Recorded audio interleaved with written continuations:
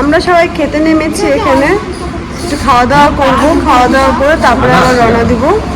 তো যখনই আমি এই রাস্তা দিয়ে যাই, এই দারবাঙ্গা পার হয়ে এই হোটেলে আমরা খেতে বসি। হোটেলের রান্নাটা খুব ভালো, পিওর ভেজ পাওয়া যায়, ভালো লাগে খেতে, খাওয়া দাওয়া খুব ভালো বানায়। ঠিক আছে, আমরা এখন যাচ্ছি কাশী বিশ্বনাথ।